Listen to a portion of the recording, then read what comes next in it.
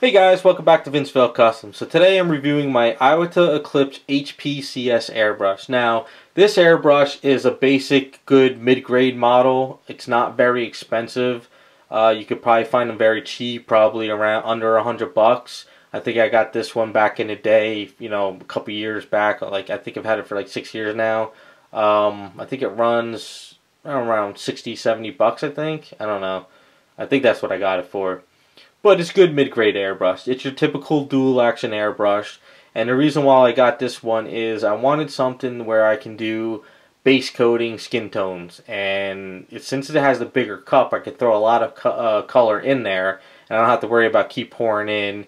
And since it's not super detailing airbrush, I don't have to worry about trying to spray heavy and get all that paint out, worrying about the small thin stream where it's not super thick where I'm bleeding the paint out. So it's very good mid-grade model.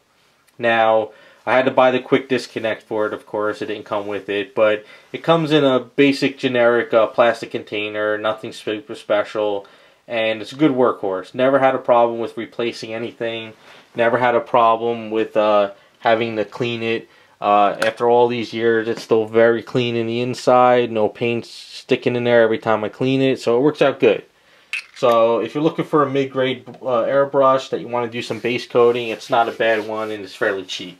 To give you an idea, I pushed a lot of garage kit paints out on it, and I do you know, just basic coat of skin tone.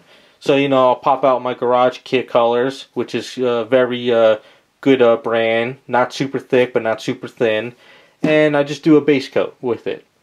And then after that, I pop out that airbrush and I go into detailing airbrushing. So that's pretty much what it's used for. It's a good workhorse, as you can see. You know, you got your cheap little plastic container it comes in.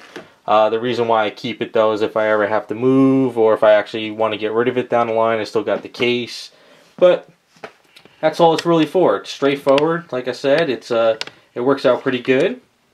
I would do a test on it, but there's really no need to because it's, you know, it's just a typical airbrush. It just does what it needs to do, and then that's it. I did try to put some pearls through it one time in metallics. I started running into some issues. I wasn't really pulling them out too much. You know, it was kind of clogging and kind of not giving me a steady stream. So I suggest if you're looking for something, you know, for pearls and metallics, go to one of the bigger models that have a bigger nozzle and needle.